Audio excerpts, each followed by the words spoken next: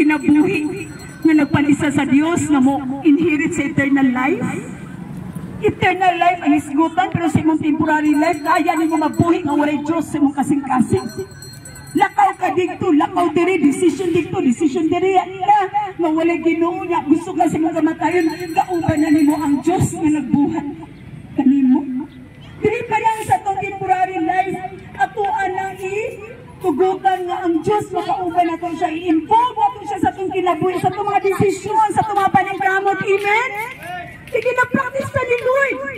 Kaya unsa man di ay, according to the book of Hebrews chapter 9 verse 27, it is appointed unto man to die once, and after that is judgment.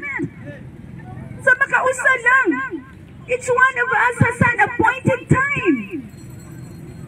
Na-appointment na to, wala yun ka nakabalo, bisang pagwartahan ka, dili na to kaya ina ng Diyos nga, Lord, tagaan ikaw og milyon, pinduti lang dyan ko, hangtod ka nus alam ko, ani kinabuhi, akay mangandam ko. E dili yun na to mabayran ang kantidad sa to ang kinabuhi at tumakan sa Ginoo. Now, what's the reason why God placed us here on earth?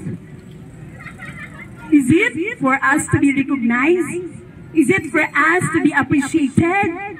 Para kung mag-post ka sa Facebook, mag-viral ka, daghang kang followers, daghang kang subscribers, mauban ang purpose ni Lord sa kinabuhi? No. The reason why God put us here on earth, for us to prepare our eternity. Amen? Prepare. Pagpangandam.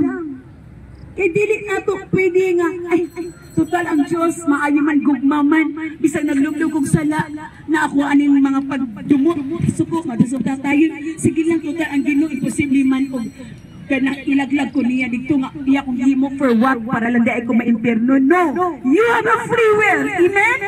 That free will, usa man ang will. Una siya ang itawag ang katungod, nana sa kalag, siya na mo desisyon, to do what is wrong and to do what is right. Muna naa sa imo nga bisan Diyos nga tagya sa kinabuhi ang ginrespeto. Never siya nagapamugos nga paminawa kong mga pulong ako'y tagya sa mga ginhawa. Gitagante ng freedom. Amen? Para pakatotong buhay ka Diyos. Kisan gani kakita siya sa mga binuhatan, maayo ang dautan. Naalagin siya nagakonflict sa itong kasing-kasing na kayo pa makaksala na. Pero unsa, dili nato ginapaminawan ang voice ni God. Kay enjoy na sa pagpakasala kay sa pagtugag tinuod. Amen?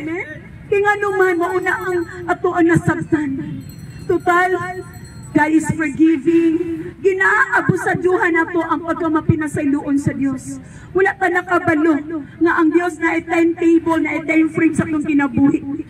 Nga, para sa ato, adikto na lang ka mangandam kung nagtinga na ta. May lagingon anak kong kamatayon, nga moagi patagbalatian, nga maglubog. What if? Ang design, ang face mong kamatayon ka na on the spot. But pasabot, diha-diha dayon. Kaya dili man ka nakabalo, kung sa dagwa sa itong kamatayon. Dili man nato siya, matagna. Nga ato rin kamatayon, ingon-ani, sakit dahil kaayo. Muna ang Diyos nagadasig sa igsuon. Sa tanan na adunay dalunggan ingon siya.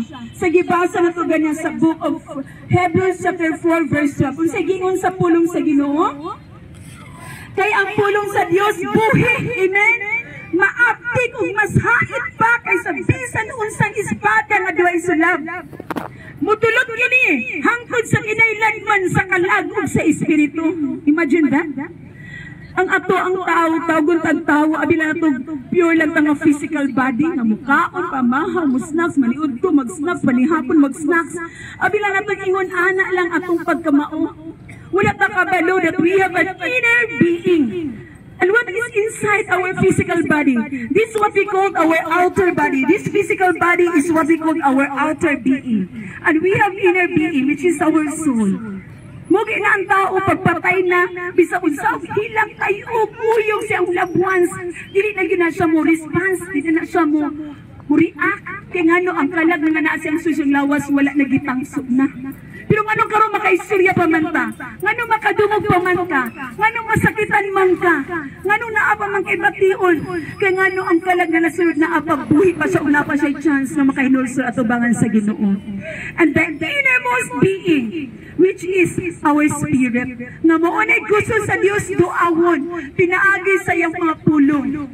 Kay ngano man, karon mga panahon na, ang move sa Holy Spirit na lang dyan ang ato ang makaingon ta nga Lord, grabe na gid kahugaw ang kalibutan. Grabe na gid kadautan. Ang pulong sa ina ingon sa Book of Timothy, sa katapusang adlaw ang mga anak wala ni respeto sa ginikanan. Ang mga tao dili na mapasalamaton. Kanunay na lang naghuna-una siyang kaugalingon ug sa kwarta. Lovers of money na, kaya na mamakak, kaya na malimbong, kaya na manikas, basta lang masatisfy ang ng mga needs sa physical, sa temporary life. Muna siya ang mga gitawag nato ng mga signs and manifestation.